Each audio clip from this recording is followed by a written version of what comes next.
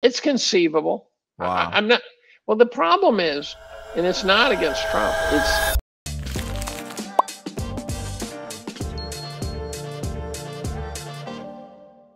All right, y'all. We are live, streaming live on Twitter, X, YouTube Live, and Rumble for a special live AMA with my guy, Professor Dave Collum. Professor Dave, welcome back to the show, man. How you doing? I'm feeling good. I just realized I should go find your live feed and retweet it. Is that in your Twitter feed? Yeah, I think I tagged you in it. And look, we got a bunch of people joining the show now. Listen, y'all, if y'all have any questions, just drop them in the chat. Professor Dave and I will answer live. All I ask is that, y'all just be respectful to Professor Dave. Don't have to be. I don't care. Professor Dave did promise to be on his best behavior, y'all. So y'all got to do the same.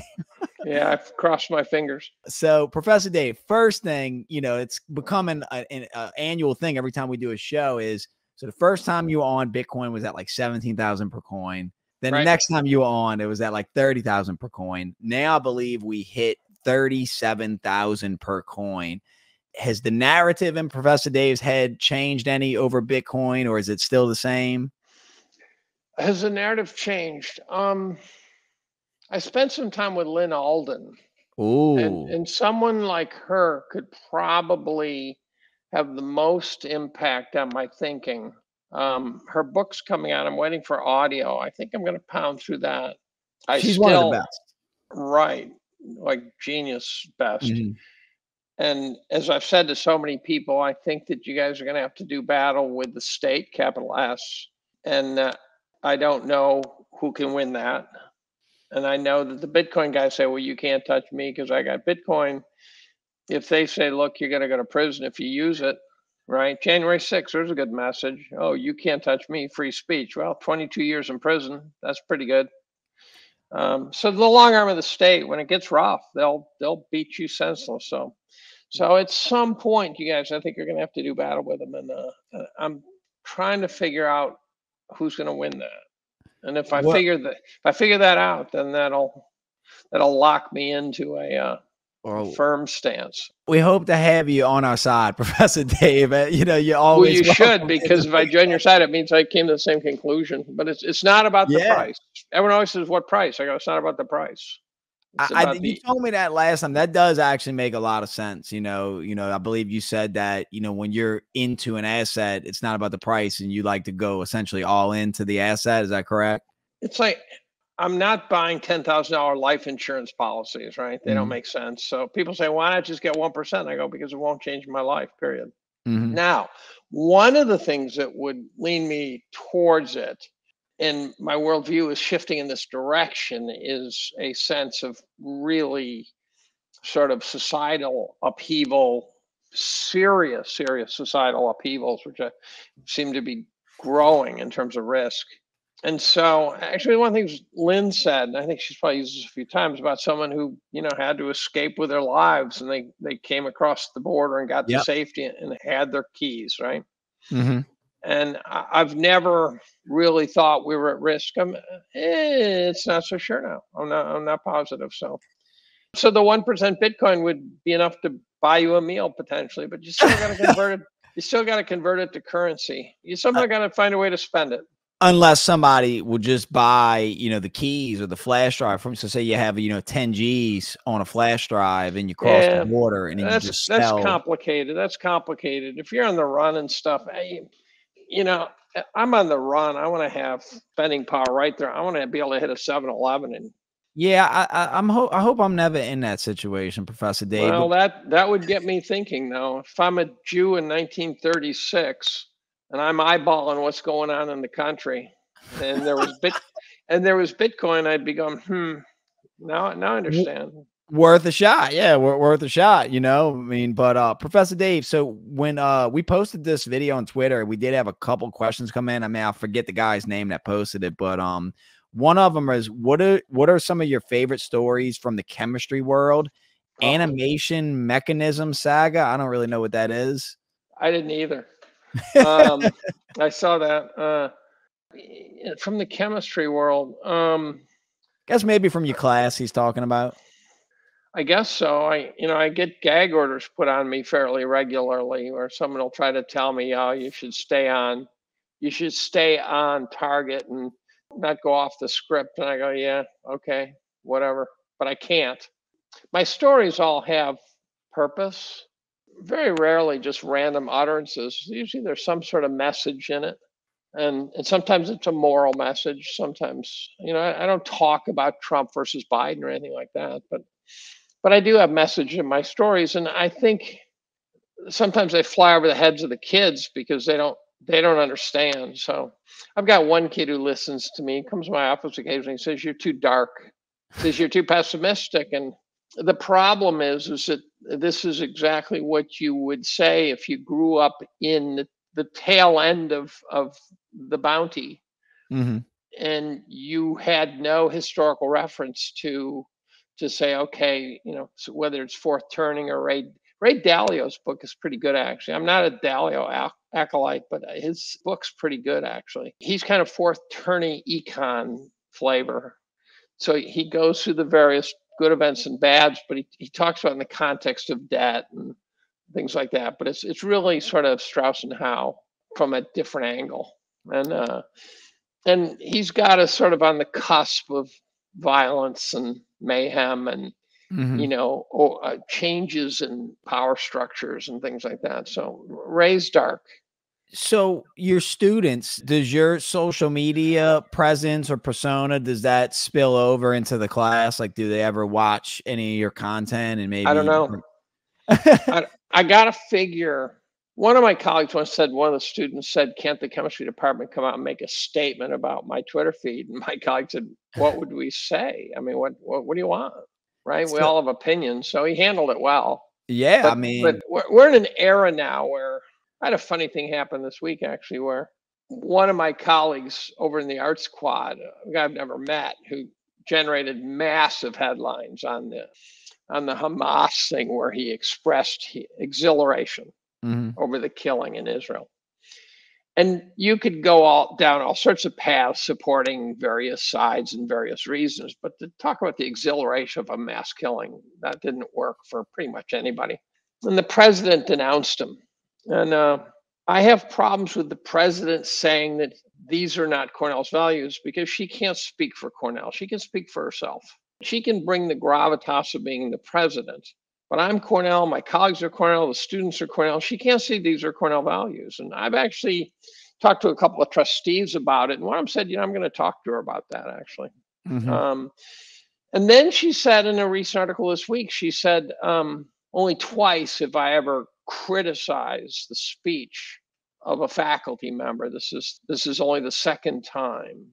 The first time was me. Yeah. And it was something I was right about. She was wrong. Turns out I defended the police. They knocked over that guy in Buffalo. He was a grifter. He'd been a pain in their ass. He was skimming their electronic equipment. He faked being injured. The whole thing was nuts. And I didn't say anything particularly unusual. I said that it was odd that he was there and why was he poking him, and it's kind of self-inflicted. That's not, I didn't say he deserved to die or anything. There was just nothing like that. And somehow the students got upset. I think it was an AstroTurfed cancellation. But to stop it, she and four others signed a letter declaring that what I said didn't represent Cornell values. And when I wrote about it and I explained the whole thing, I got to the end, I said, "Are you sure I don't represent Cornell's values?" I just laid out what the truth is, as opposed to the crap that they were believing. So she's done that several times. So running a campus right now is very, very difficult. I just can't fathom what it would be like. The provost is a friend of mine. So when I battled the unions twice, one of the battles was at the request of the dean of faculty, and the other was at the request of the provost. Phone call late at night, "Dave, you need to mount the counterattack." So I did. I paid a very dear price. A lot of smear campaigns and stuff. He even signed that letter denouncing me, but I don't think he believed it. I was going to send him an email and say, "Mike, you have my condolences. This has been a tough week." But I realized that he's probably received 500,000 emails. The landscape, whether, freedom of speech, the tribalism, the protests. And Mike actually asked a question about this. Let me pin this. Mike asked, in all of your years of teaching, what are the similarities and differences in the students? Because you've been teaching what, almost 30 years at 43. All at Cornell? All at Cornell. Wow. So I was an undergrad there, so 47. So I've seen Cornell from the student's perspective too. Wow. So Gen Z, Gen X, all these different, what is the current landscape, like the current students? Is there any similarities to the previous generations, like Mike asked, or? No. No.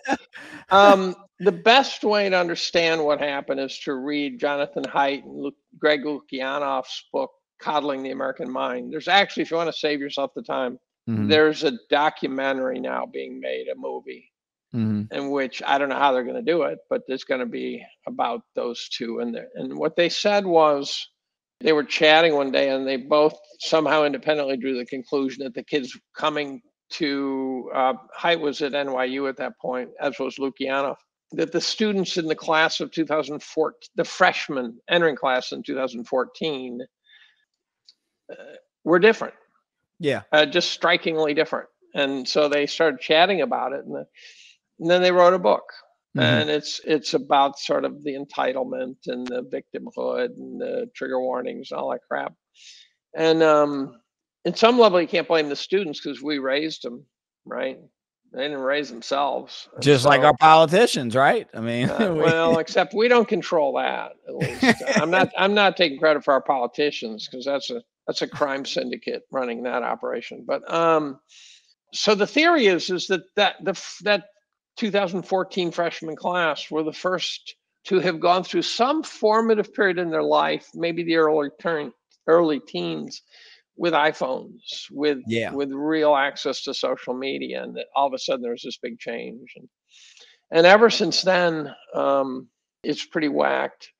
What I've noticed about the students, and I've told the class this isn't news, they study very differently. And I noticed it last year, actually. They study differently? Yeah. I was a crammer. Night before the test, I would just cram. What do you mean they study differently? At Cornell, you flunk out doing that. So I wouldn't have made it in Cornell. Yeah. Right. When I was undergrad, I was terrified because I wasn't a great student in high school. And you can say, how'd I get into Cornell? That's a separate story altogether. But I studied every day. I went to the library at 9, went to class, came home for dinner, went back up, came back at 11, spent a little time goofing off, then went to bed and repeated. And that was 7 days a week. So I guess the current students, they're not studying like that, or? Well, I read an article one day about University of Texas. I think it was at Arlington. Could be wrong in that, but one of the Texas schools, where they had online reading assignments, and because it was online, they could tell when the kids were reading. So, the reading assignments would be up on the screen, but that doesn't mean they're reading. But an algorithm that's trivially written could actually ascertain that they're reading because it's scrolling or whatever, right? And their conclusion was, and I don't know if this is per course, per semester total, it doesn't really matter. Their conclusion was that kids were reading 162 minutes a semester. Now, there's no reason for that college to exist, right? There's none whatsoever. That's pretty bad. And so I was talking about this with someone today. Someone asked me about it, and I said, we're going to gut it. The fish is going to rot from the middle. I talked to when I was chair, I invited an economist to a faculty meeting. We have great faculty meetings. We're the only department that does this, where we invite outsiders to come and give a talk at our faculty lunch. Like motivational speakers? Or? No, well, it could be the provost. It could be the head bean counter of the university. It could be the guy in charge of the parking. Could be the person who runs the Johnson Art Museum. Anything that suits our fancy. Someone in the development office, trustee, some person just has a good story. We have a department that's so educated about the world around them. And I've asked a number of speakers, many, do other departments invite you in to do this? And they've never said yes. And I've told deans and stuff, you should tell departments to do this, because my colleagues know a ton about how the university works, which is why we are very prominent in the university, because we tend to run divisions and things like that because we know what we're doing. I can't even remember why I told you that story. Is there friction or something with the different The different departments? I brought in an economist who's kind of an expert at university finance. So it's not all he does, but he kind of dug into that. And he, sitting in my office before the faculty meeting, we chatted for about a half an hour, and that could be fun. I mean, we had the Secretary of Energy come in. I got to chat with him about why I thought global warming was crap. And this economist said he thinks the golden age of academia is over. And this guy's been studying it. So the costs are too high. The debts accruing are disastrous. We're discovering that, I don't know about we, but some people are discovering that maybe instead of going to even an elite college and studying some subject, which I don't want to name because I'll get someone pissed off, but think of one that doesn't have a big payday at the end. Put it this way, not computer science, not physics, not engineering. Oh, I gotcha. I know what you're talking about. And that's just not worth it, right? So there's majors that should be courses. There's courses that should be history, as I like to say. And there's colleges that shouldn't exist. So I think we could cut the colleges in half. Oh, absolutely. Send some of those guys off to BOCES to learn how to do plumbing and carpentry and electronics and various high-tech stuff, right? Various computer stuff, and the amount of money that goes to, higher ed, just in Louisiana alone, it's incredible. But Professor Dave, we got some more questions coming in. So Cody asked, are flying squirrels birds? I mean, no, they're mammals. they don't fly. They're genetically, the closest thing a flying squirrel is to one of those Northern European wingsuited crazies who go flying down the mountainside. Those are flying squirrels. I've always said squirrels are just rats with good PR. That's all it is. It's pretty much a rat. Another question came in, and look, y'all, if y'all got any questions, type them in the chat. All subjects, but just no weird shit. Lewis asks, you can ask weird shit. I don't care. All right, you can add a little bit of weird shit. Lewis asks, how bad is cheating with ChatGPT and technology in college now? Boy, I wish they had ChatGPT when I was in college. Well, I'd have been an AI expert. The story goes actually back a little ways. So ChatGPT is the headliner right now, but for quite a few years now, you've been able to, if you wanted to write a paper and you had the resources, you could outsource the paper. There's guys who wrote papers for you. You say, I need a 5-page paper on such and such, and there's guys out there who'd write it for you. And so that sort of rode the coattails of the internet onto the college campuses. So that already exists. The fact that you can search a paper for plagiarism means that the traditional plagiarism of grabbing something off the internet and just doing it, that can be checked easily. So that's not it. ChatGPT brought in a whole new dimension because it's technically not plagiarism, right? It's original writing by AI.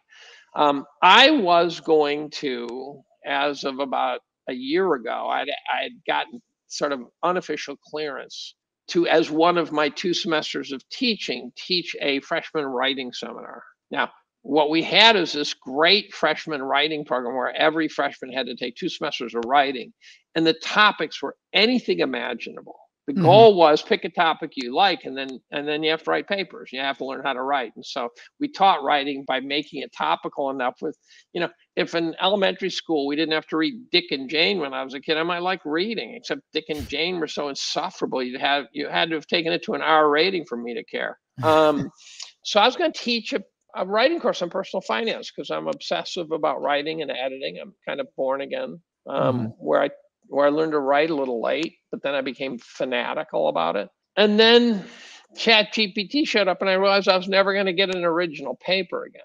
So it's not clear what the relationship is of ChatGPT to cheating. The rules are being written as we speak.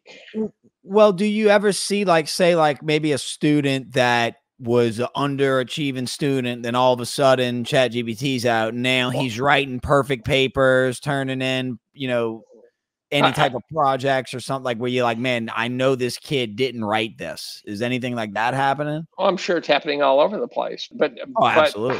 How do you I had a funny story there when I was trying to get my son to let me help him learn how to write, and of course he just wants to get the assignment done. And this was in I don't know, 9th or 10th grade. And I went to help him, and I'm thinking this is a great opportunity to teach him how to edit, right? And he says, no matter what we do, I'm still going to get a B. And I said, why? And she says, because the teacher doesn't like me. And I said, well, let's see. And so I re-edited. It was a very good learning experience for him. And then he got a B. And I know it was better than what. I know it was better than the shit he was submitting. And then one day I was reading about a guy who actually had his daughter write a book report about his book. She wrote a book report about her dad's book. Dad helped her, and she got a B. So this is not that rare. I think the teachers, if you give some middle school teacher the task of grading 120 papers, are they really going to grade them all really carefully? No. And so they figure out who's smart, who's not, and then they just kind of give them those grades from that point on. That is exactly what would happen to me in college. I was kind of in that, just give Kevin a B or C. You know what I'm saying? And, there'd never be pushback from me. But Professor Dave, did spelling tests, for example, are fine because you could just grade the spelling test, right? Math, same. But a writing, the teacher forms an opinion of who you are and who you're not. And then exactly. And a lot would be, Scantron too, where they just, throw them in the machine. But Professor Dave, did you watch the GOP debates last night? No, I heard about them. Did Ramaswamy slap Nikki Haley around or not? So I watched like half of it, and it's just like that format just like infuriates me. But he had some, kind of like viral moments. I don't like Nikki Haley. I don't like her at all. She's a war hawk. Yeah. But I had to turn it off, man. I don't like the format of these debates, but I'd say of what I saw, Vivek probably did the best. And I think that's what they're kind of saying on Twitter, that he was the shining star of the whole thing. But I think he's looking for a VP position. There's so many rumors about him. One is that. One is, Mike said he called her Dick Cheney and heels. But you see, like, I don't know. And then I find him to be overproduced. His answers are almost too perfect. Well, did you see the videos of him copying Obama's speeches? Like, there's videos of him, like, you could look him up where he's verbatim copying Obama's speeches. So I don't know if he's got somebody writing his stuff. Are we even sure it's true? That's the other problem. Well, Mike said he never criticizes Trump, so that would fall into obviously a theory that he wants to be VP. I've heard another or that theory. He doesn't want to get in a fight with Trump. Yeah, or that he knows he's got to get the MAGA vote. You pick on Trump, you're going to lose the MAGA vote. Trump has really got the Republicans cornered. Oh yeah, it doesn't look like there's any way, besides, him dying or going to jail, literally being taken off the ballots. Well, actually, if he went to jail, he could still be the nominee. But I guess the strategy of that from Vivek, I don't know if that'd be a good strategy, because wouldn't you want to go after Trump if you want to be the nominee? But I think you got to get the MAGA vote. You do, but the other theory is that it's just for publicity, because he's got like a podcast now, and it's just kind of, catapulted him into the scene, and now he went from an obscurity. I think a better theory is that he's campaigning for 2028. Possibility. Because a lot of times the candidates false start on their first run and then become the nominee later. Oh, it's a good false start. It's definitely, I think he's kind of changed the way politicians are going to handle campaigning going forward, with his strategy of just going on every single podcast, from small people. As have Kennedy. Yeah, Robert Kennedy implement the same strategy now. So he's running. Robert Kennedy was ahead of Vivek. Is he? I think he was ahead of him in terms of going on every podcast. Oh, yeah. I think you're right. Yeah, he was kind of the first. Vivek's doing it too. But so he is running as an independent now. And it's just getting weird, man. Because, a lot of people saying that he's going to actually take votes away from Trump. But I guess the bigger question would be, is Biden even going to be the nominee? So let's hypothetically stay with Biden as the nominee. So I don't think it's easy to pull the MAGA guys away from Trump. And I'm not saying MAGA pejoratively. I'm just saying that, if you vote for Trump, you're going to be labeled MAGA. So it's just easier to call him that. So the guys who want to vote for Trump really want to vote for Trump. So I'm not sure that theory is correct. It could be propaganda to try to shape the narrative a little bit. I do believe that he could pull people away Kennedy could pull away.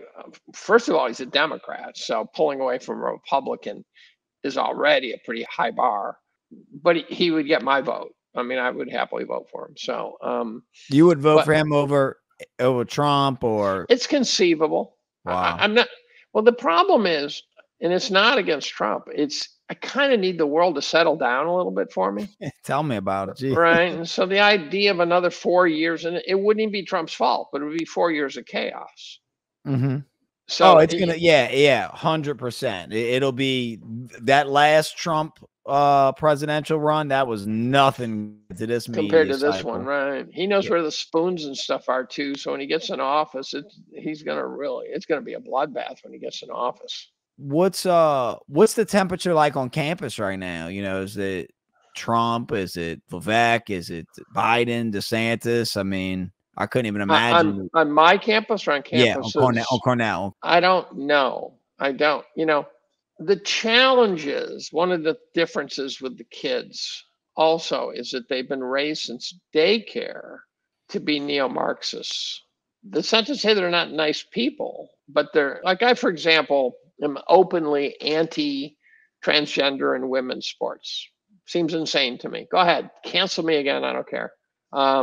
We fought so hard to get women's sports, men's sports sacrificed for women's sports. I was a gymnast. Wrestling got wiped out. There's various sports that got wiped out to try to bring this parity thing back into alignment. We finally get women's sports. You drive past the stadium and there's the women in there practicing, smacking each other. That's really good. Great for women. I used to coach Taekwondo. I coached 2 sports in collegiate sports. And women doing Taekwondo is phenomenal. It's a great, great thing for young women. Benefits them more than young men. And then to bring guys back in. And you want to call them transgender, you can, but the English language, as someone said, I think it was Weinstein said, when you screw the language, you convert a sharp implement into a dull rock. Mm-hmm. And so you want to call a transgender a woman, you're mutating the language. Give them a name. I don't care. Transgender women, right? That's fine. Yeah, it's kind of an oxymoron, but like think about say the Olympics, because we're obviously seeing this. So are you telling me what would happen in the Olympics if a man tried to compete in say an American man or American trans man, or I don't know what the nomenclature is, tried to compete in a woman's sport against the Chinese in Russia and all these other countries and won a gold medal? Do you think that the Olympic Committee would allow that? Well, years ago, we banned it when the Russians and Eastern Europeans tried to do it. They tried that before? Oh, yeah. The famous Russian athletes. So you look and you go, that's not a woman. Oh, they were planting men into women's sports to win gold medals back during the Cold War. Famous Eastern European athletes, yeah. What will eventually happen is the free market will probably win this battle, because for now, someone like Leah Thomas gets a lot of clickbait because she's a news story. But after that's gone, then no one's going to watch the sport. Exactly. Right. And the dollars will flow, and the Olympics will not remotely pay for themselves. And I read recently about a jiu-jitsu tournament where the medal podium in certain events, women's events, were all transgender females. Really? And at least one of the weight classes, it was all transgender. Mm-hmm. I think it means the women disappeared. They boycotted. For being such a polarizing issue, and I just look at it obviously it shouldn't be. But the idea of if you look at the landscape of not just the United States but the world, all the issues we have going on right now, for that to be headline news, or for that to be people's social justice issue of choice, and nothing else is important, just that issue, I just don't get it. Cody just asked the question, Professor Dave, would you rather vote for Woodrow Wilson or Kamala Harris? I'd rather shoot myself. Woodrow Wilson was the worst president. Kamala Harris would give him a run for the money in a very major way. I have a friend who knows her, and he says there's stupid, and then there's Kamala. So, but Woodrow Wilson is the rock star of losers. What did Michael Scott tell tell Toby if he had a gun and 2 bullets and Osama bin Laden and Toby was in a room, he would shoot Toby twice? Well, yeah, I remember that.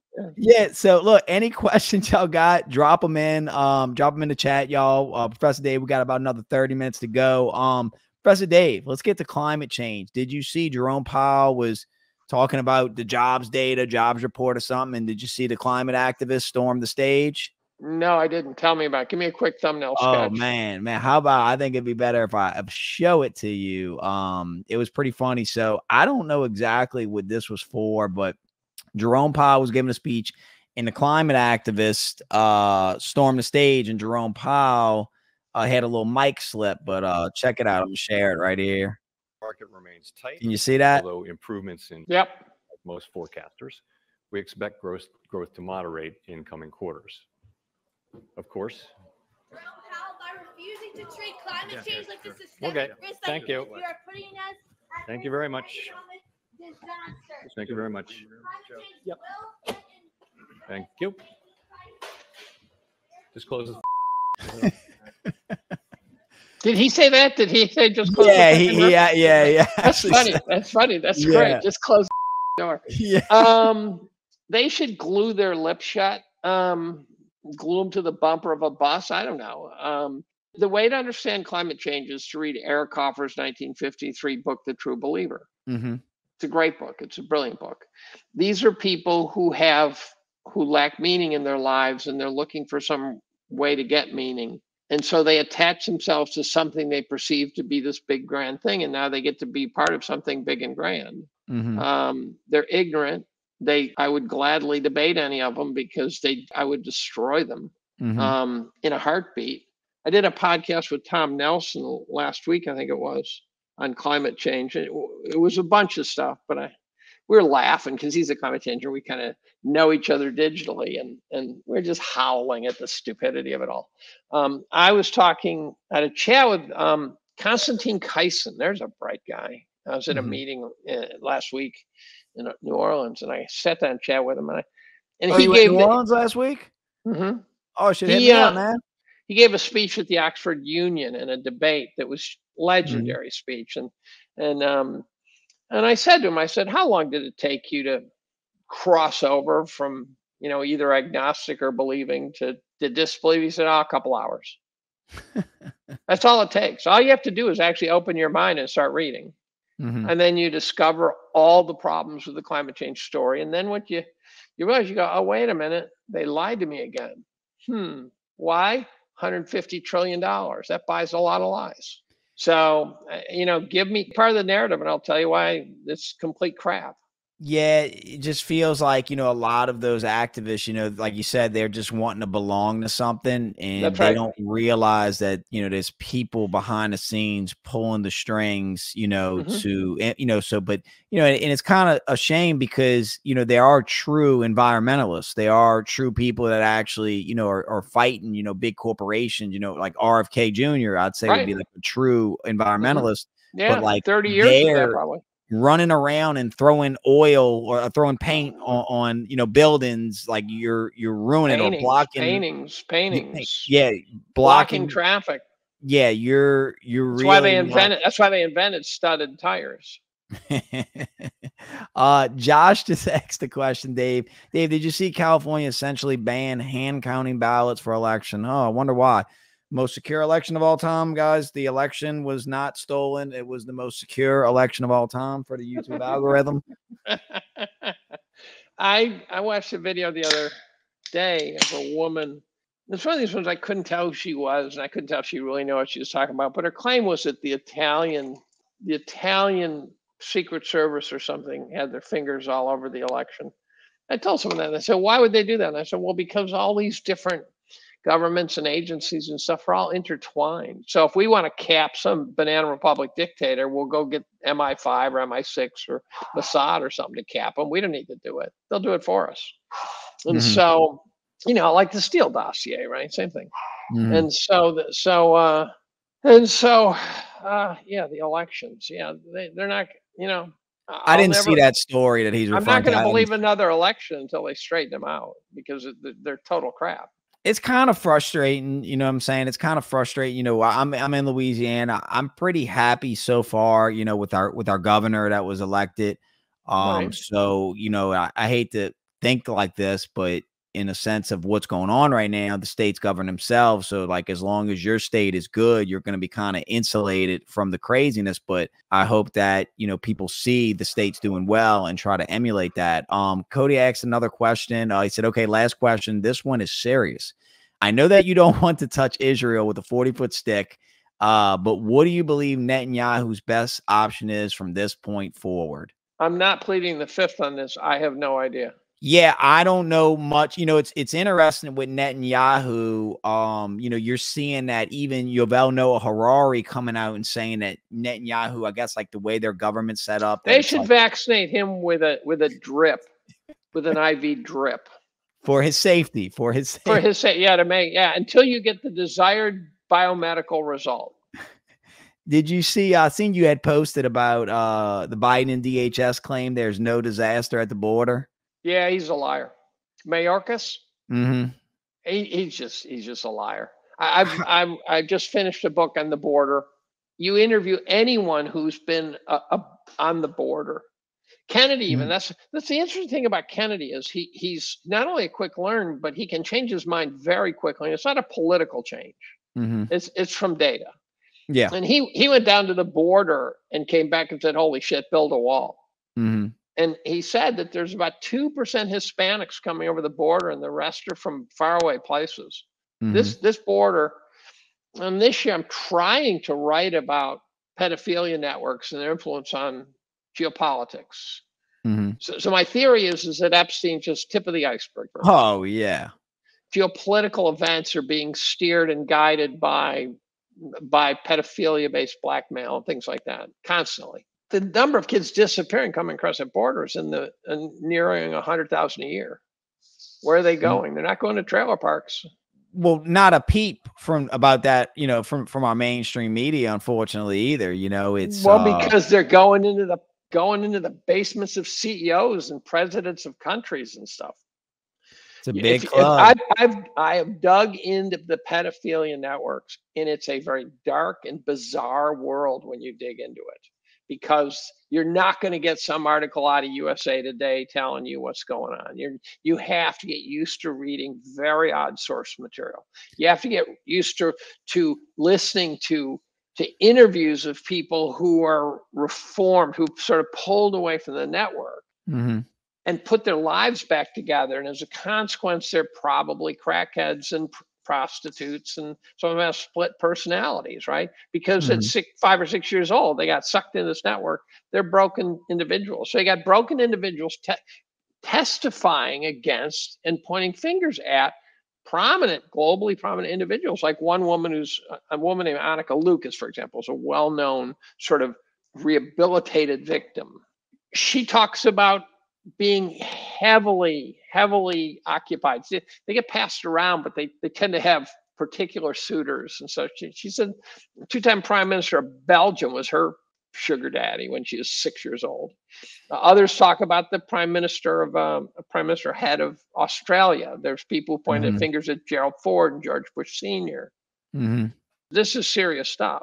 Oh, if you want to see crazy, you know, obviously everybody knows about, you know, Epstein Island all over the news, but Epstein had a ranch, I believe, in New Mexico called Zorro Ranch. And man, they got some documentaries on that, you know, from independent journalists. And man, it is like the creepiest, like you couldn't even make a scary movie that would be creepier than this, you know? And I have several sort of working hypotheses theories. One is, first of all, Hollywood is profoundly corrupted. Oh, and yeah. You say, why? And you go, well, because if you want to corrupt, you got to corrupt the messenger. And so I have this I think they do what I call fictionalizing reality. So they'll take something that's known, something that's true. Like, take, for example, Born Identity is MK Ultra. It is MK Ultra. The Born Identity is MK Ultra. And so you make a movie out of it. So when you hear about MK Ultra, you go, oh, that's the Born Identity. You've right away already anchored yourself to fiction. Yeah. And then Eyes Wide Shut, right? This is satanic cult. There's others. The Good Shepherd is CIA stuff. Yeah. And so they create this. The other thing they do is, I don't think they corrupt powerful people. I think they corrupt people and then give them power. Well, that's interesting you said it, because he's in this chat right now. My friend Lewis, it was some TV show where he said, like, basically, like, aliens have taken over the politicians, but they made a TV show or something about it, so that if it ever, the plan ever got unveiled, they say, oh no, that was just a TV show, like you were saying with the Born Identity. So the connection between the intelligence agencies and what's Mike X, what's the book on the border? What other books are you currently reading? I can't remember the title, but it's named J.J. Carrell, Carrell. I have on my to-do list to reach out to him and ask him some questions that were not covered in his book, and I suspect he knows about them and didn't cover them. If you want to go dark in this stuff, probably the single best source is to start paying attention to what Liz Crokin, Crokin. She's been banging on this drum very hard. And again, it's one of these things where you get into it and you go, is it possible I've just lost my mind? Is it possible I'm just too deep and I'm falling for QAnon bullshit, which I don't even know what QAnon is, right? QAnon is just a label to make you feel like an idiot. So apparently I'm QAnon.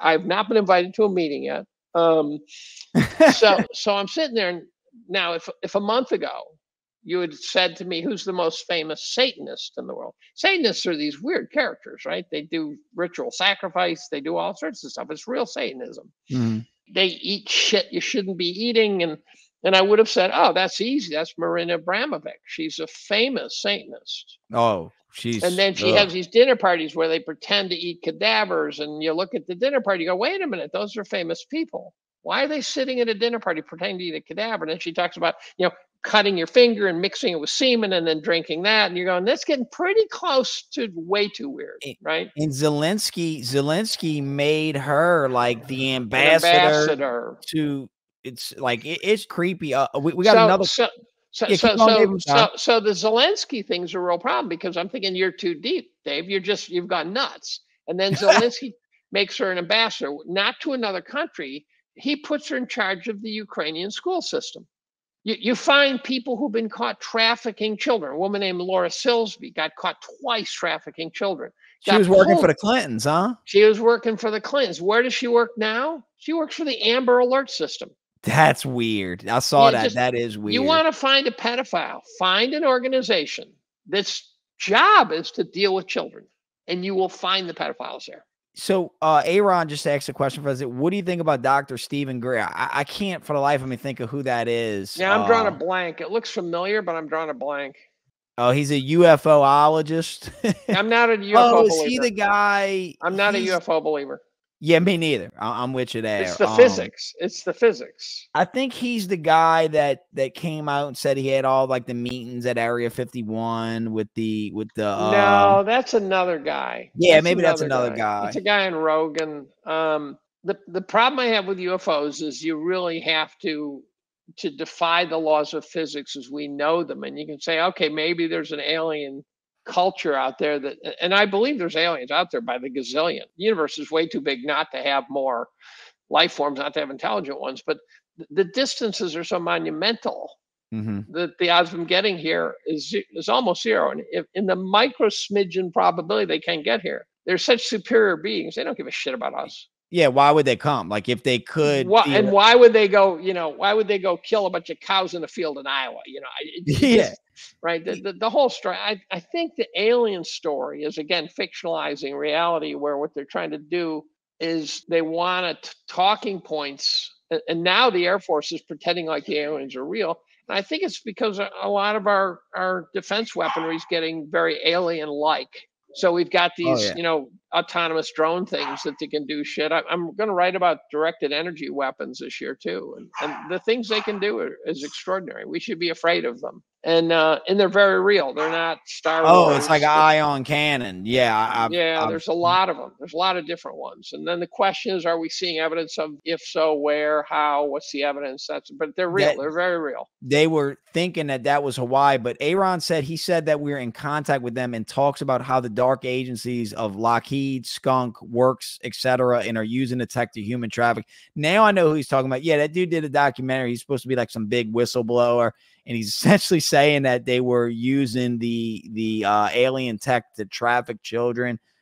He did, man. I can't remember what podcast he was on. I think, to the extent that someone's trying to cover stuff, I think they bury the truth inside a bunch of crazy shit. Like if you go to YouTube and you search Building 7 or something, or search 9/11, you find all sorts of batshit stuff, and a sane person would watching, oh, that's crap, I'm out of here, because the YouTube's littered with the stuff that's garbage. And so it's like if you search, Hillary Clinton death toll, right? To know the Clintons is to be a great risk of getting whacked. Huge risk. I mean, way worse than COVID. But if you search it, you just get fact checks as far as the eye can see. So I have this rule of thumb: when you start seeing a lot of fact checks, someone's hiding something. I love when someone sends me the fact check, and I'm like, who owns the fact check? You know what I'm saying? Like they're all owned by the bad guys. All owned by the bad guys. Every last one of them. Or, what's even funnier to me is like, somebody will send you a fact check, but then if you actually like read the fact check, like the whole thing. Sometimes it doesn't check the facts. Yeah. Sometimes it actually like makes your point, but it finds like inconsistency to like, invalidate it. And I'm just like, did you even read this? Like it's kind of crazy. But going back to Zelensky. So did you see? So he came out and he was, begging for more money, but then he said, he's done. He's done. You think they're gonna? Well, I don't know. Belize. Well, I don't know what they're going to do. It's conceivable Putin and he will now get together and sign a peace deal, or it's conceivable someone in the Azov battalion will whack them. Our former puppets tend to have a high fatality rate. Yeah, and so he could die. Gaddafi. But I'm pretty sure that the Ukrainian story, which I wrote a lot about last year, and while the cool kids were all talking about what an evil dude Zelensky is, Putin is, I took Putin's side on this, and I wrote intensely explaining why Putin played the best hand he had, and that NATO is the problem. I put 100% of the Ukrainian war on NATO, 100%. Yeah, if we rewind back, obviously before the craziness in the Middle East, and we rewind back to I call that like that Netflix chapter, that series, that season that was going on, the Ukraine, Russia, and you were one of the few that were really speaking out, you know what I'm saying, and really calling it. And now, like when we see I found about 40 guys, serious players, right? Guys like Greenwald and Tucker, and there were guys who were getting the story. Yeah. First of all, to say Putin's an evil madman is to ignore the fact. I watched every Putin speech he ever gave. And there's subtitles. People say, well, how do you know the subtitles are real? I said, well, there are people who speak Russian, so that'd be kind of a stupid scam to try to put fake subtitles, right? I watched every Putin speech. The guy is unbelievably good at that shit. And so he gets asked questions. You go, oh, that's a tough question. Then he answers. You go, oh, that was a good answer. Yeah. He's put it this way, he's way sharper than Trudeau, Biden, Macron, Boris Johnson, these guys. And so the problem with Putin and the problem with Trump is they are the two biggest nationalists. The globalists don't like nationalists. So they got to take those two out. But you think Russia's stronger now since all this is? Oh, Russia's way stronger. Strongest it's ever been? Well, I don't know about ever. That's a long time. But Russia made a couple tactical mistakes where when the Ukraine war first started, I drove my wife nuts because it would be on the news. I'd say, Candace, this isn't a war. And she'd say, yeah, of course it is. What are you talking about? I go, look, this is not Saving Private Ryan. This is not Baghdad Day One with buildings blowing up as far as the eye can see. This is Russians in tanks getting out, talking to people, grandmothers on film whining about something in Ukrainian with subtitles, with their machine guns to defend Mother Ukraine, something exploding so many miles away, don't know what it is, burnt cars. I go, burnt cars, that's Detroit. So actually when I wrote about it, I showed 6 pictures of Ukraine. They said, sorry, I duped you. That one's Baltimore, that one's Detroit, that one's Lebanon, that one's, and then I said, that one's Ukraine 2016. And I said, see how easy that was? Especially with AI and the deep fakes now. But you don't need deep fakes. You just need to show images. Remember there was this hellacious firefight that turned out to be filmed in the shooting range out in the Midwest? They had the Snake Island story or whatever. Oh, the Snake Island story, everything. So the first thing I noticed is it wasn't a war. It just wasn't.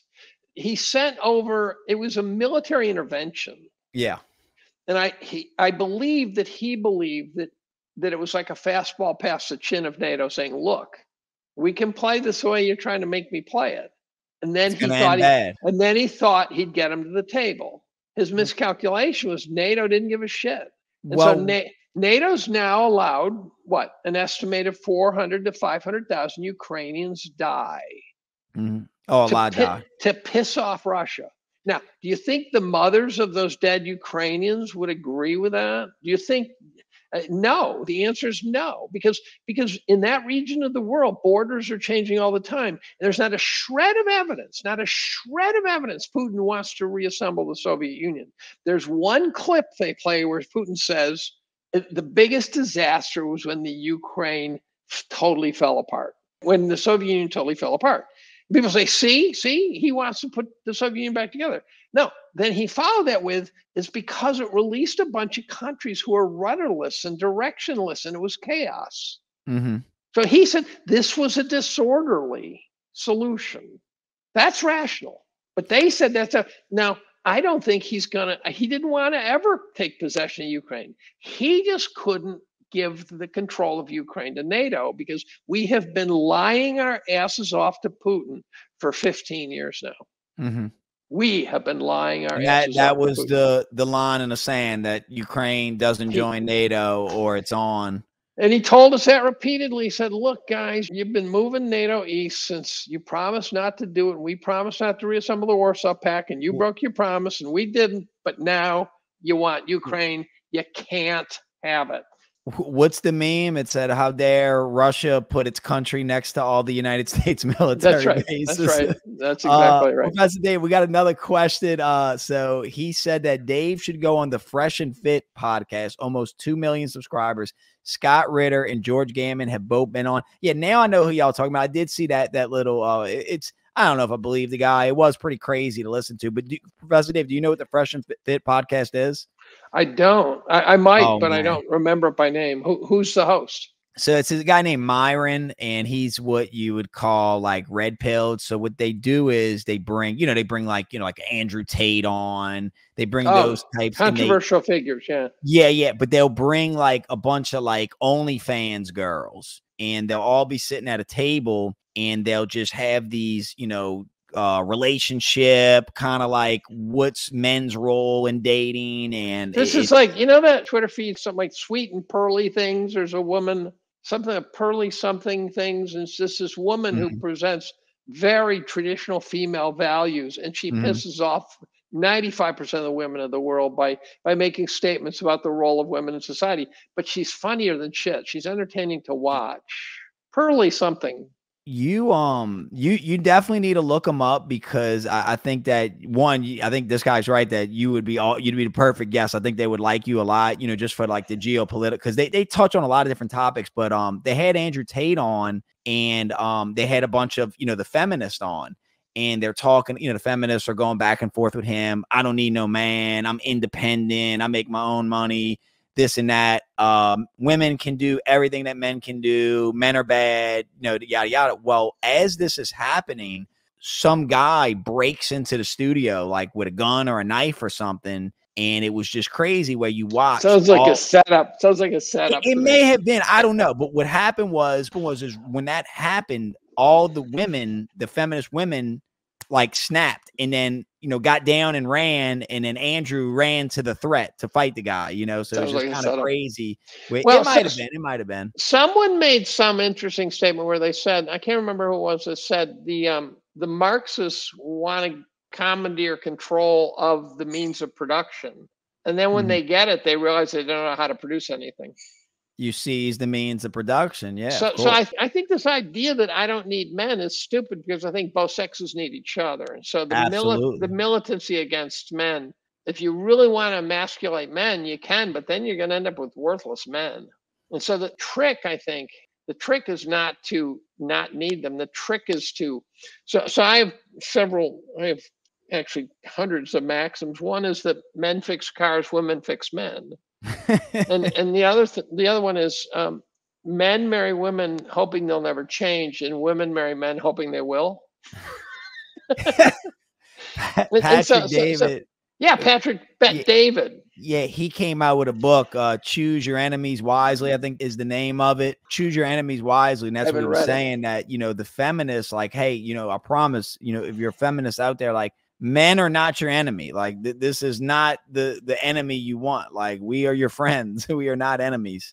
But they're defying biology, right? Of course. So what we're trying to do is find some way for the whole system to be fair. Mm-hmm. One can argue that the biologically driven division of the sexes was raw, right? That's pretty easy to imagine, that back when it was based on just raw force. Women have a kind of a cunning to deal with men since the dawn of time, so that you get this big scary bastard, but women have this way of saying, yeah, but I can wrap them around my finger like a wet noodle, and so they're different. And to say they're not different, I ran into someone who said their differences are more, how we raise them, and I'm going, you're full of shit. They're different. Nature versus nurture. They're different species, for Christ's sake. I can't even believe we procreate, right? It's just totally nuts. I had a discussion with a couple of kids this week who are very rational individuals who couldn't fathom the idea. I'm going to backtrack a little here. Couldn't fathom the idea that transgender women from competing in women's sports. They couldn't fathom why that was rational to prevent that. This was college students? Yeah, these are grad students, and they're reasonable people, and they've been raised on a diet of this crap, right?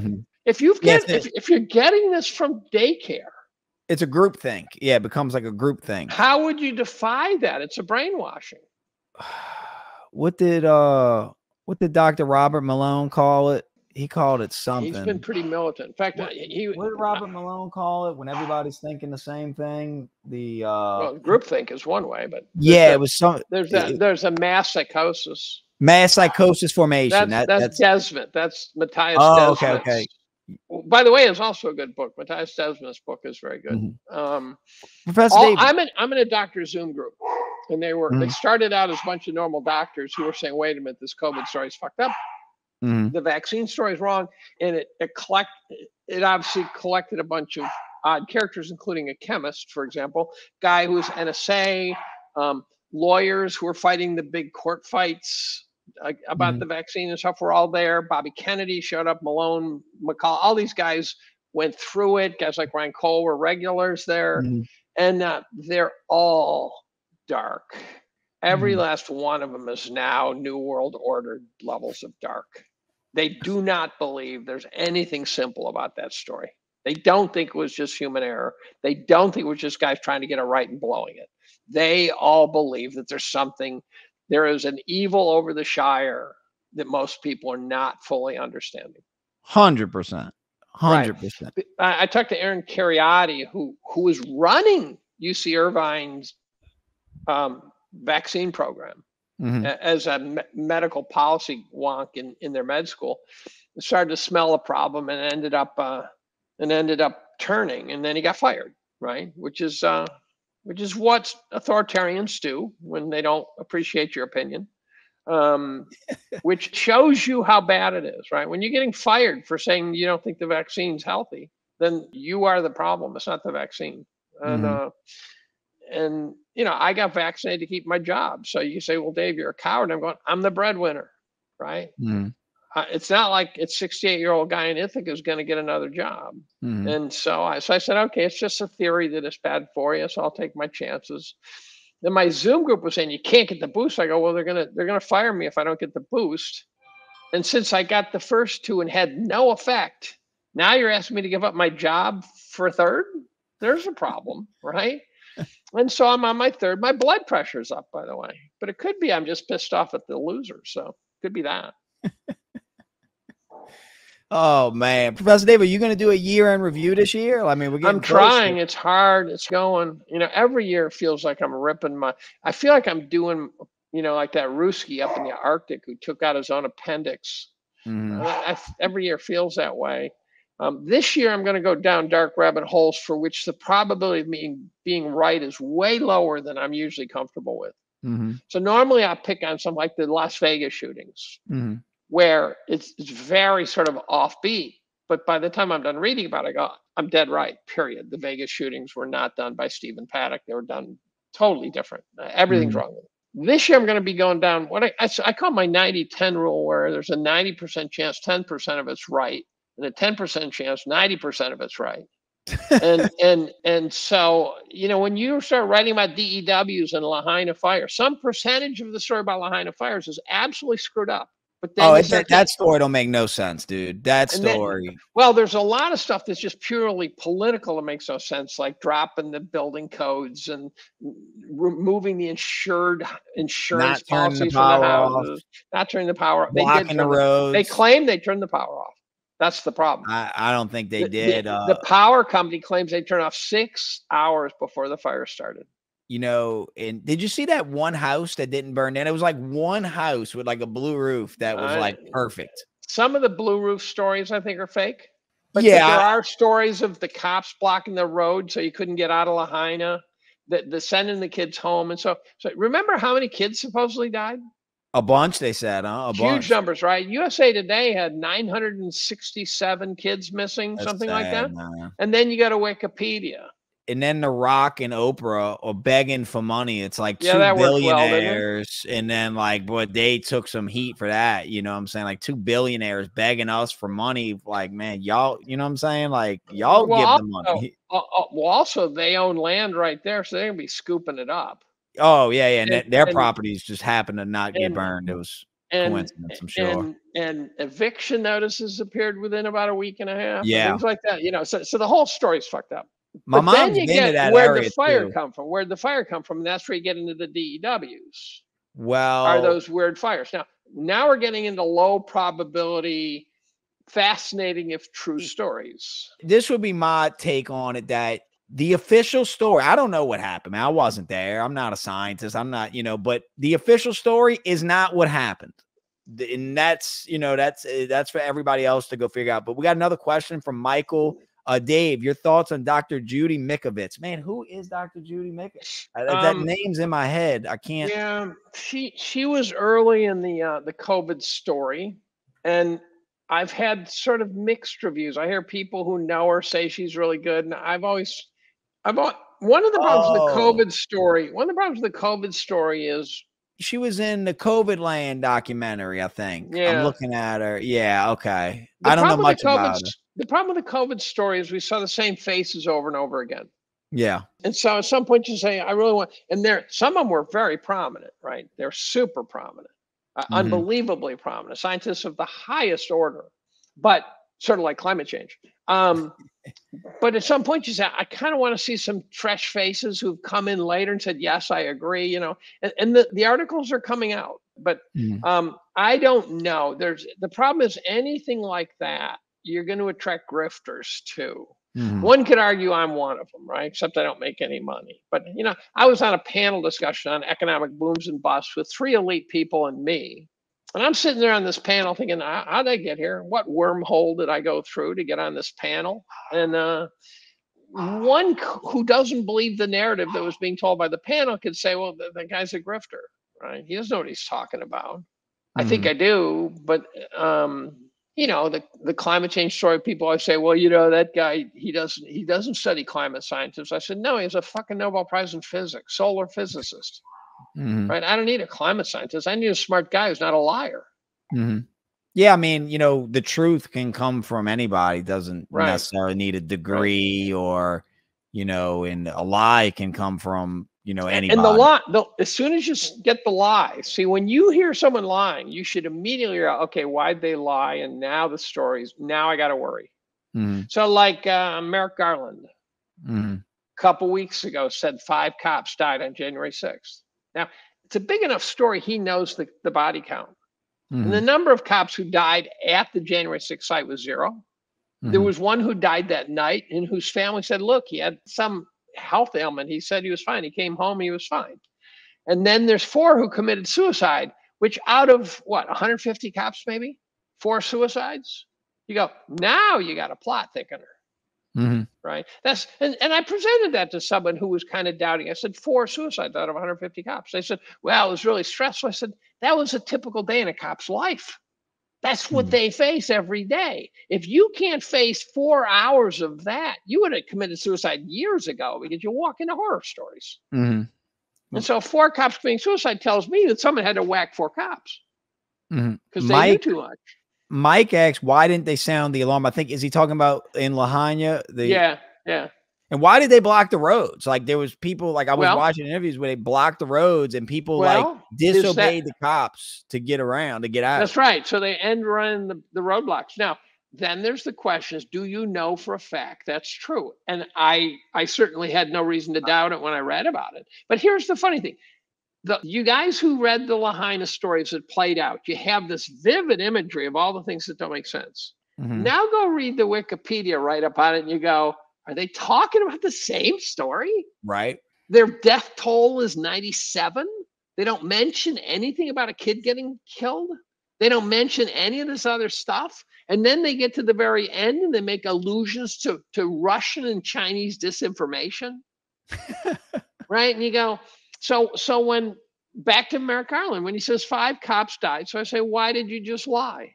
You who were a candidate for the Supreme Court of the United States, just bald-faced lie, or is it bare-faced or bold-faced? Look that one up. I think it's bold-faced. It's all of them at this point. Bold-faced law. You look them up and they all have different histories, it turns out. So why did he lie like that? He has to know that's not true.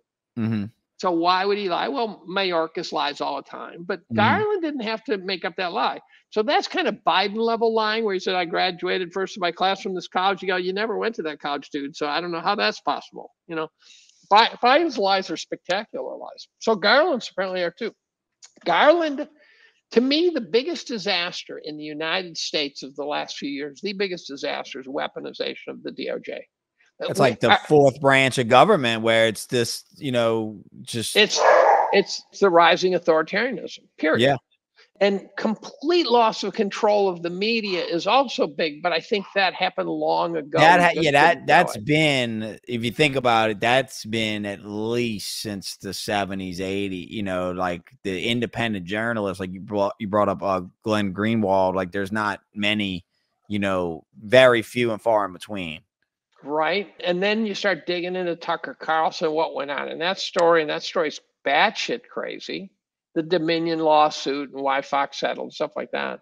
And so, I don't think it was because of that. I think it was because of he did that January 6th piece. I think that was the last. I think he tried to get fired. I think he was trying to. If you look at the stories he was telling over the previous 6 months, he was touching every third rail he could figure. He talked about Building 7 collapsing. He talked about the CIA whacking Kennedy. He talked about the CIA taking out Nixon with Watergate as a setup. He talked about everything. I think he's saying, I got to get out of my contract because I want to go do something else. And so they finally fired him. And then they gave him a salary, kept him on payroll, thinking, okay, we've got a non-compete clause. But that only applies to him taking a job in competing. Free speech is free speech. So he's now working for free. And if they're going to pay him $25 million a year to shut him up, they're wasting a lot of money because he is not shutting up. Yeah, I mean, I think, what is he getting more viewers now on Twitter? Yeah, and then when compete clause is over, he will have built a pretty good fan base and he'll be able to write his own paycheck again. Yeah, I saw something. I don't know if it was true that Trump was talking about making him the VP. What do you think of that? Well, the question is, did Trump say that, or did someone say Trump said that? Someone said Trump said that. This is the problem we face on a daily basis. So if you want to understand why Robert F. Kennedy's nuts, all you have to do is read an article about what someone says Robert F. Kennedy said. If you listen to Robert F. Kennedy's podcasts, you find out that's not what he says. You know, he went on the Breakfast Club. That's like, you know, like kind of like a hip hop show. And I didn't think they'd resonate with his message because, you know, I watched the show and I watched some of the other, you know, more right leaning candidates will go on there and they'll kind of, you know, banter back and forth. But man, they really gave him the floor. And you could see even in the comments, people being like, you know, like, wow, he woke them up. You know, he really, you know, he breaks stuff down where it's hard to. He's very quick learned. He's very sharp. And the other thing is you sense he's trying not to lie. Yeah. And that's a huge part of it. People are so tired of the liars. Now, that's why he won't get near the White House. And if he looks like he's going to get near the White House, I wouldn't underwrite his insurance policy. Right? And he admits terrible, that. Man. It's so terrible. Like this is like this is like real life. You know what I'm saying? Well, like, then the question is, you'd say, well, how would they get away with that one? Right? It would be like whacking Trump. How would you get away with that one? But then you realize that the modern era used to be they had to get away with stuff. Now they actually do an in-your-face treatment of these problems. So the January 6th committee, in your face, putting a guy away who wasn't even at January 6th for 22 years. That's in your face. If you read about the history of rising authoritarian states, you find two recurring themes. Confusion. You got to admit we're confused. I'm confused. And demoralization. In your face is a way of saying, look, we're going to do this. We're going to take the ball around to the right. We're going to drive to the hoop. We're going to stuff the ball, and you can't stop me. So that's what they're doing now. So, and the other thing is, if you own the media as well as they own it now, you just have to make sure that no one tells the story. The laptop, what a perfect story. You knew within 24 hours that laptop was real. We talked about it. Yeah, we talked about right? it. Yeah. You knew within 24 hours it was real, and then they just shut it down. Then the narrative, it gets memory holded, and then that becomes like, whether it's January 6th or the laptop, you know, their story becomes, it's like, you know, revisionist history, where like that's just, or you know, it's old news. So if you bring it up, nobody will want to debate you or talk about it. I'll tell you what's said to be on the laptop, which again, who knows? But what's said to be on the laptop is a bunch of pedophilia shit. Oh, 100%. I mean, 1,000%. 1,000%. So the laptop, so we never got Epstein's list. We never got the January 6th tapes. How is it possible those January 6th tapes aren't public? That's why I hated McCarthy. I wanted Getz to take out McCarthy. Because McCarthy lied. McCarthy lied to his own people. Yeah. I don't like Get him out of there. Get him out of there. People are saying, oh, Getz is mucking everything up. No, he's not. No, he didn't. He needs to show McCarthy that he can't lie like that. It seems like the social issues divide the right and the left, but like there's certain issues that like could really bring us together. And one would be, you know, the Epstein client list. One could be the January 6th tapes, COVID.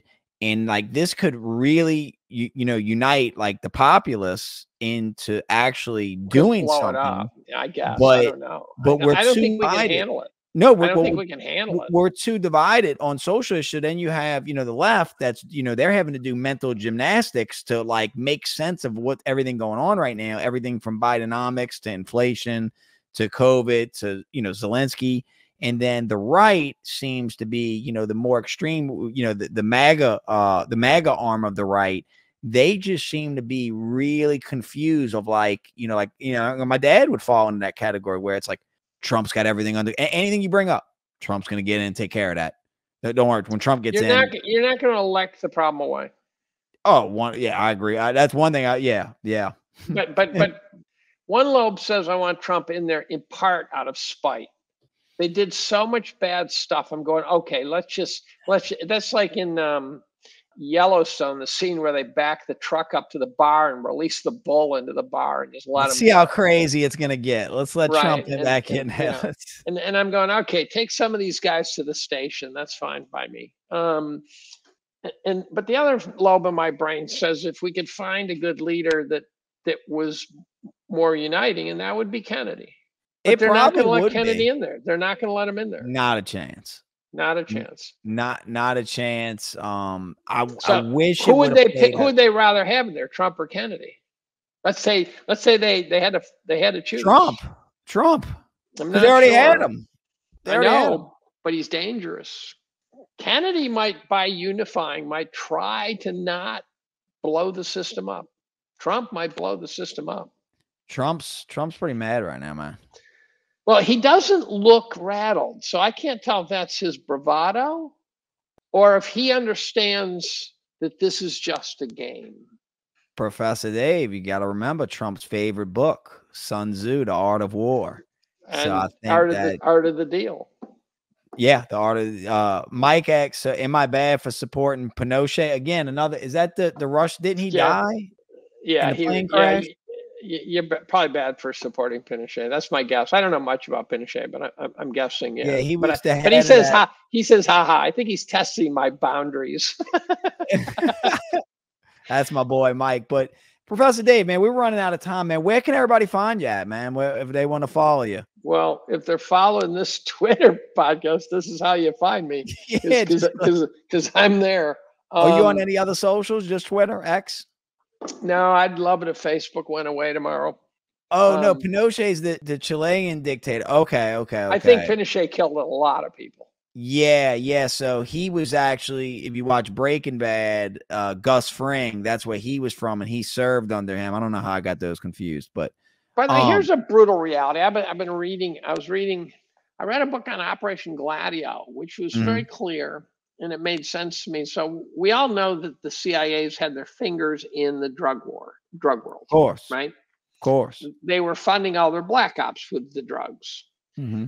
What I don't think a lot of people know is that the triumvirate of organized crime, the CIA, and the Vatican being the bank, they didn't just have their fingers in the drug world. That was the drug world. That is the drug world. Those three are like three crime families who are cooperating to run the entire global drugs. Yeah, the war on drugs, it's crazy, but there's so much people don't know about it. There's so much. Name me a war on fill in the blank in which they actually try to win. War on X. Give me one where there's war on child trafficking. No, they're not trying to win. War on drugs. War on poverty. Is anyone trying to win these wars? George Orwell broke it down perfectly in 1984. The war is meant to be continuous. It's meant to be a forever war. We went from Afghanistan to Ukraine to Israel. Seamless. Syria was in there. Yeah, Yemen. We were bombing the shit out of Yemen. I know the Saudis were doing the bombing, but there are bombs. Where were the lefties when Yemen was getting their ass kicked? Where were the drone lefties? Strikes? And when I say lefty, I don't mean people left to center. I mean sanctimonious douchebags. Yeah. Who are screaming about one thing. And when I really get frustrated with Ukraine, when I say to the person, I said, okay, here's the deal. Which country bombed more countries and killed more people in the last 20 years? U.S. or Russia? U.S. Orders of magnitude. Orders of magnitude. We do it as democracy. When we do it, we're bringing democracy to the world. 4.5 million people. Show me something Putin's done that lands in the 4.5 million dead people category. And you can't. And so if you want to get all high and mighty about Putin, please show me your tweets where you talked about all the dead Middle Easterners. And if you've got tweets saying opposing the war in Yemen, opposing bombing Syria, which Obama drone strikes, Obama drone. 7 Muslim countries that liberal Democrat bombed. You elect a liberal Democrat. You expect to get a guy who's not bombing the shit out of everybody. Amen. Like that's Nikki Haley. Yeah, going further, it's like, because people will say, oh, you're a Putin apologist, you're a Putin. It's like, listen here. If Putin and Russia want to cross this border, they're going to have problems. You know That's what I'm right. saying? Like, we've fought wars in the town I'm in. You know, we fought the British here. You know what I'm saying? I'm in New Orleans, you know, so this isn't pro Putin, but it's just like, this is not our problem. We're not the world police. This is a Europe problem, you know, so we don't need to fund this war to kill, like you said, 500,000 Ukrainians. Like, we got to fund that. And if you ever see one of those dynamic maps that shows the borders and the countries changing over the millennium, and it goes by decade or something, and it just shows, and we're fighting wars over trying to protect borders that are in a constant state of flux. So we're going to kill 400,000 Ukrainians because of some perceived border that defines them as Ukraine, which, by the way, Ukraine was part of Russia as of 1687 or something like that. They were in there until Khrushchev said, yeah, you can be your own country, 1957. Ukraine has been Russian the whole way. And so so it's not to say that Putin isn't a beast. Of course he's a beast. You show me a guy who's not a beast, I'll show you a guy who doesn't run Russia. You put Trudeau in Russia, he's a dead man. You put Biden in Russia, they'd feed him to the pigs. I would rather live in Russia under Putin than in Canada under Trudeau. I don't know if I would say that, but I respect Putin a lot more than Trudeau. 100%. I don't want to live in either the place. I don't want to be in either the places. Look at what Trudeau did to the truckers. Exactly. I don't want to be in either. I don't trust him at all. I don't want to be. Well, if you had asked me 8 years ago, if you had to escape the U.S., what countries would you have gone to? I would have said New Zealand, Australia, or Canada. Those are a bunch of Nazi strongholds when it came to COVID. We saw, yeah, it got scary, especially New Zealand, fast, you know. Yeah, and just Adhern, Buckteeth, what's her name? She was a demon. Jacinda Adhern, yeah, what a Nazi. She was like, was she the dean of douche, right? We are the news, like we are the source, you know, like she was. Right. If it doesn't come from us, it's not a fact, you know. That's yeah. And there's something about her I find kind of sexy. I like the big teeth for some reason, but the fact that there's a desire to have sex with her does not make her a good leader, and she's an authoritarian. Oh yeah. Now, she's taking orders. That's right. So she's the, you know, Auschwitz guard or whatever, you know, and you can blame her if you want. You could resign. She kind of did. But now she's still spewing her garbage. And remember that other guy from Australia? Remember that guy that oh God, he was so hateable. I love the narrative from them now. It's like, you know, we're forgiving ourselves for the COVID tyranny. We're ready to move on. We have not. The bottom line is we have not, because you guys didn't just make a mistake. You went full blown Nazi on us. No, you showed your cards. You are not forgiven. You destroyed lives. So you're not forgiven. And who is it? The guy at NYU. Scott Galloway. He was on Marr, I think, and he said I made mistakes. I support this, blah blah blah. But then he said we're just trying to get it right, and he mentioned Fauci and the FDA and stuff like that. And I go, no, you weren't. You can say you were just trying to get it right. I'm okay with that. But when you pull the FDA into it and stuff like that, no, they are part of a crime syndicate. Yeah, like nobody's been to jail yet. You know what I'm saying? It's like nobody, you know. Well, it's like after the 08-09 crisis, how many bankers went to jail? Zippo. That was the beginning of the fourth turning, in my opinion. When we had to exact, even if it was just symbolic revenge. And everybody knows that finding a company $2 billion is not symbolic revenge. It's taking money from shareholders. Yeah. And so we really need to string up a few bankers. And if we don't get it right next time, then it's going to be a problem. We've got to vaccinate some bankers. Oh, man, safe and effective. Anyway, y'all, man, that was an awesome episode, man. Y'all, we're running out of time. Y'all, please give my guy, Professor Dave, a follow. Professor Dave, you know, this was fun. Thank y'all for all the questions. Y'all had me laughing. And Professor Dave, maybe we'll touch back in a couple months, man. You know, the world's a crazy place, but I'd love to have you back on, my man. I'm sitting at 99.4 thousand. So maybe this will push me over. Oh, follow on Twitter. 99.4. They've been parking me there. I've been parked there for a long goddamn time, but slowly but surely working up. Once I get to 6 digits, then it's going to be like, okay. Yeah, you got. I'm looking at. You got almost 100,000. That's a pretty impressive fall. And so, Dave, I don't think you had nearly that for a many. hoser poser combo platter, right? That's pretty good. Anyway, y'all. Well, thank y'all everybody for tuning in. Y'all have a great night. We are out. Peace.